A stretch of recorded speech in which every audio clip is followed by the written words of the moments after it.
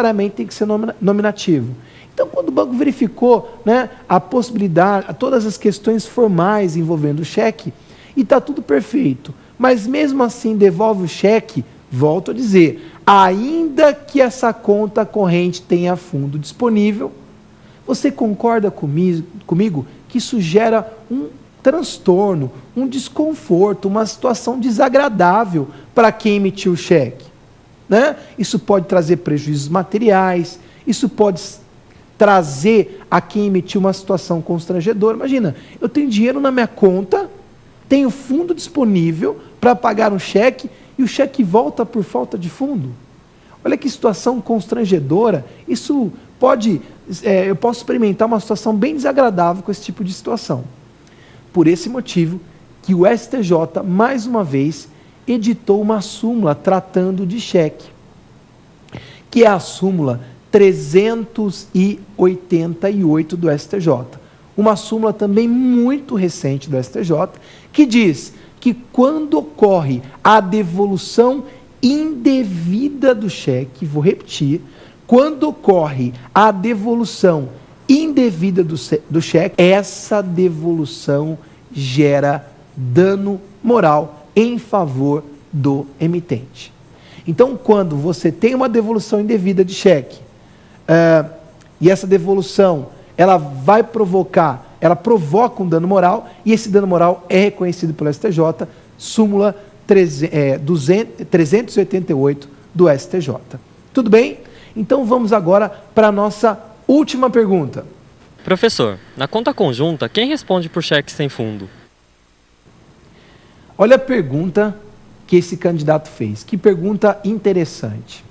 É uma pergunta que também muitas pessoas ficam na dúvida. Puxa, que situação é essa?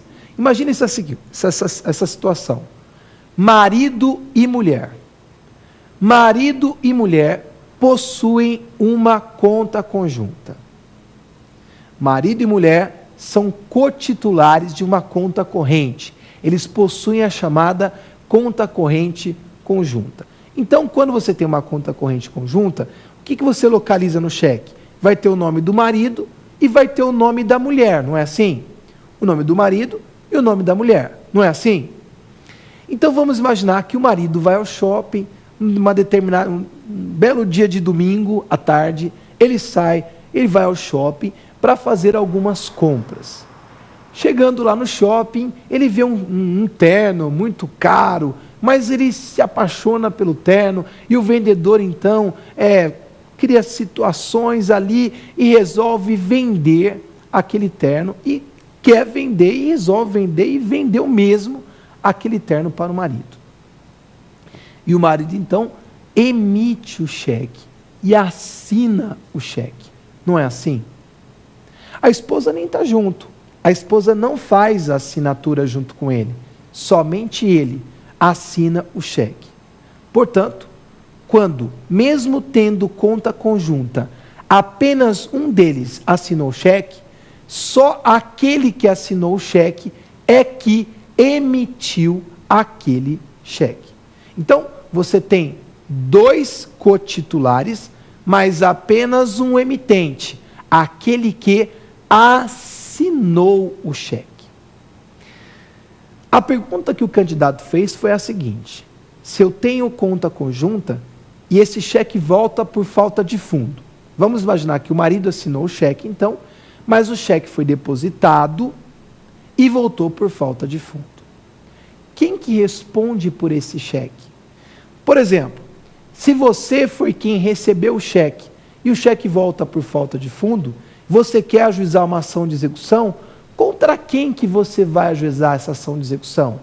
Contra o marido e contra a mulher ou somente contra o marido? Essa questão de conta conjunta foi levada para discussão junto ao STJ. E o STJ resolveu esse tema. De que forma? Para o STJ, quando se tratar de conta corrente conjunta, o que nós temos é a chamada solidariedade ativa. Como assim, Alexandre? Solidariedade ativa no sentido de que ambos titulares, cotitulares, podem movimentar a conta corrente. Ambos podem movimentar a conta corrente. Isso vai se chamar, pela doutrina, solidariedade ativa. Mas a pergunta é, e a solidariedade passiva? O STJ reconhece a solidariedade passiva na conta conjunta de cheque? Resposta, não. Para o STJ, não existe solidariedade passiva na conta conjunta. Isso mesmo. Alexandre, o que isso quer dizer? Quando o STJ diz que não tem solidariedade passiva na conta conjunta, o que isso representa? Representa o seguinte: o único responsável pelo pagamento do cheque foi quem emitiu o cheque.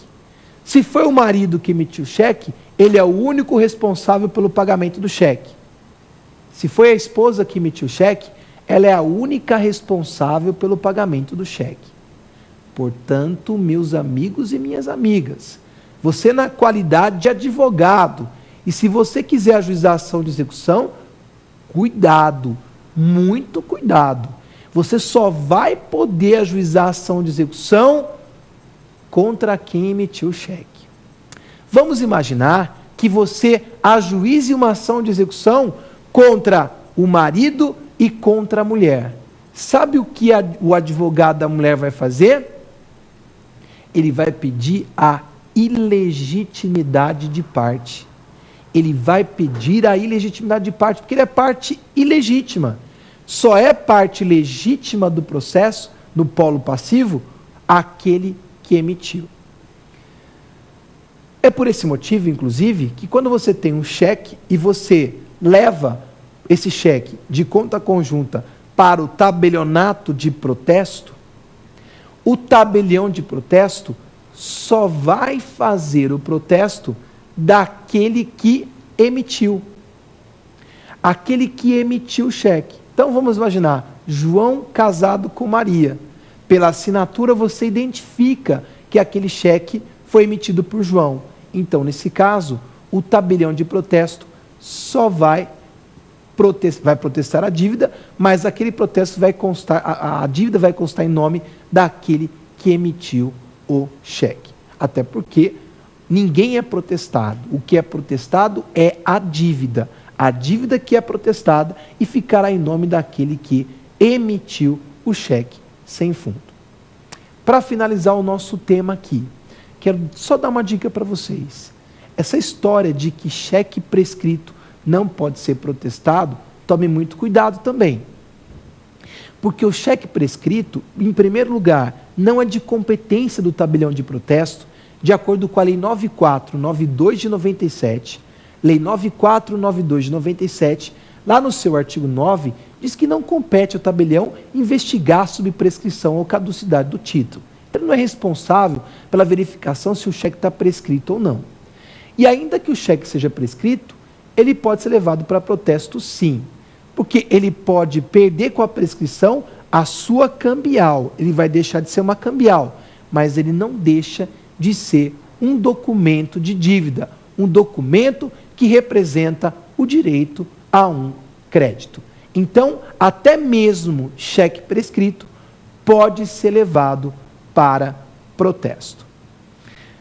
Aqui então, nós concluímos aqui a nossa segunda parte, nosso segundo bloco. E vamos agora para o nosso último bloco, para o terceiro bloco, que se chama X da questão. Vamos a ele então.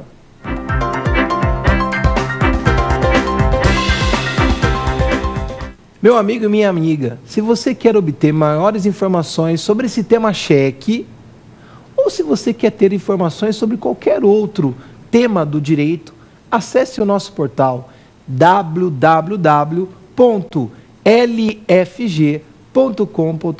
Vou repetir, www.lfg.com.br. Agora vamos dar início ao nosso último bloco, X da questão.